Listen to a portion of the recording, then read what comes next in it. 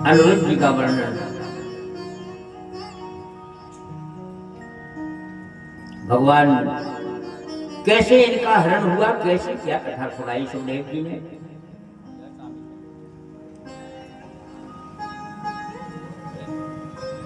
बाणासुर की पुत्री,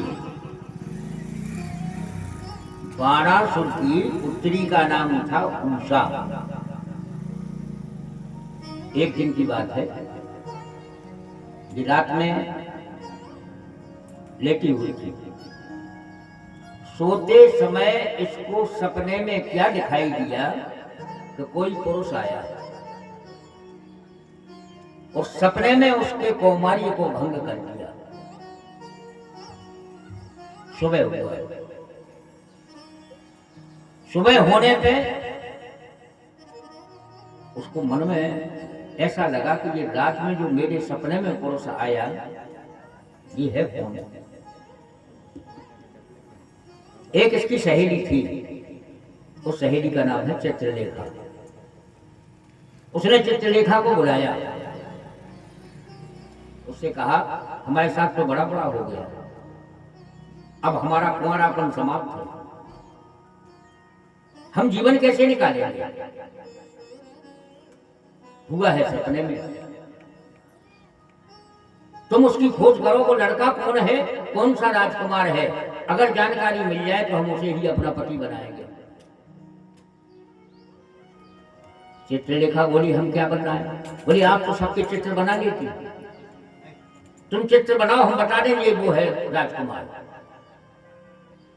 चित्रलेखा ने कहा जो इतना बड़ा संसार है किसका बनाया। कहे जैसे भी हो हमारे इस दुख को दूर करो।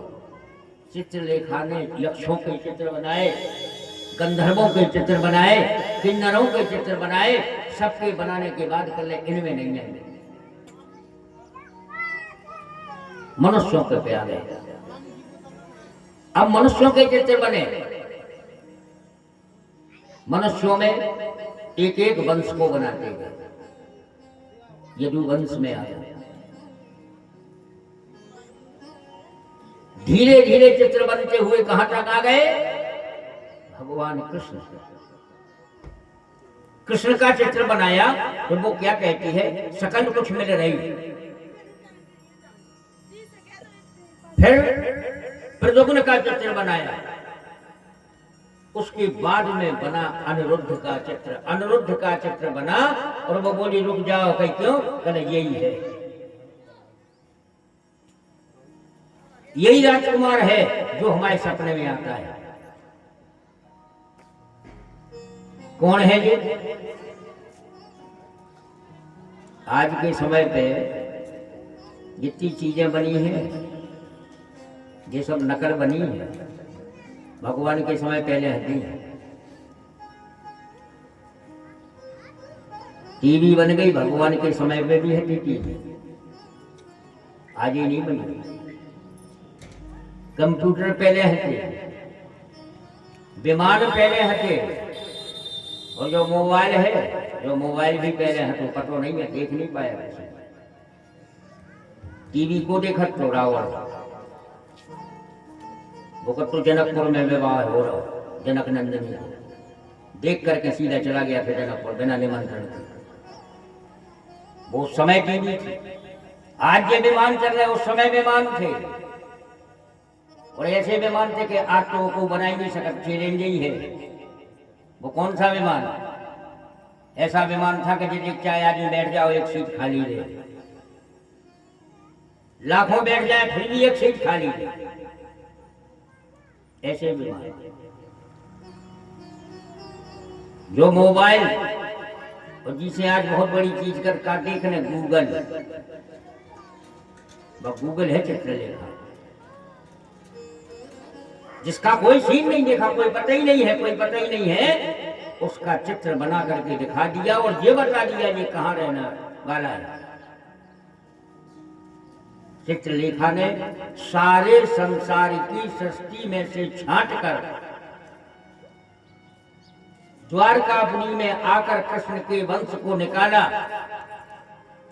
उनके नाती पोता को चित्र बना के दिखा दिया कि ये है वो अनिरुद्ध।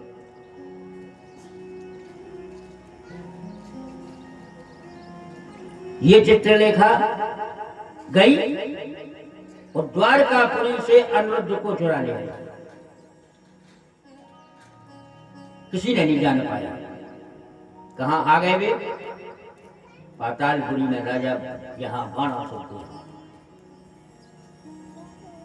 कमरा में बैठ गए, सोते में लेकर के आई। अनिरुद्ध को भी पता ही नहीं। रात भर उषा और अनिरुद्ध रहे, दिन में वो छुपा दे।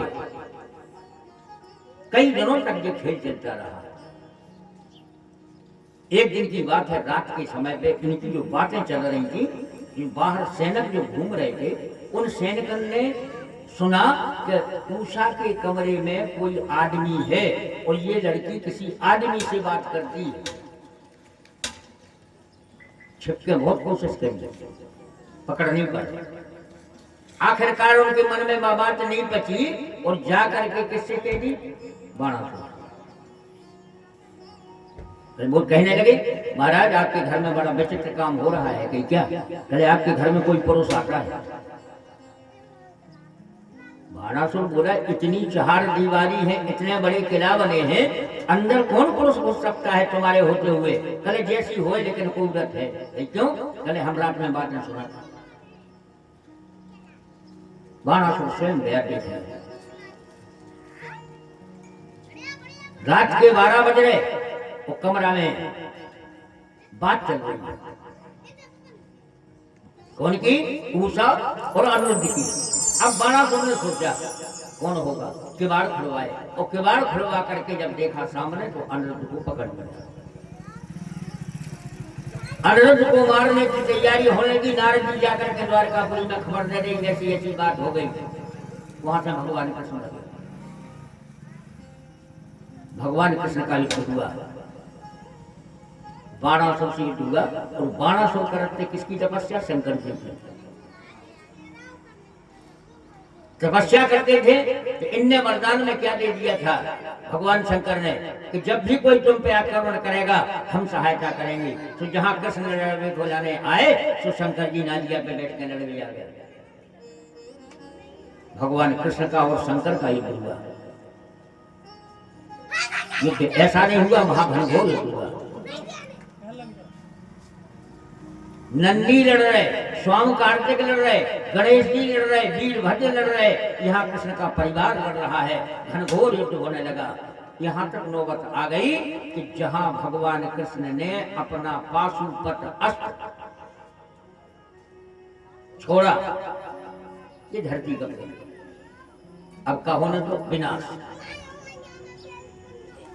जब पाशुपत अस्त्र छोड़ा तो भगवान कृष्ण को भी अपने रूप में आना पड़ा और अपने रूप में उनको कारेगा तो चक्र छोड़ने का काम।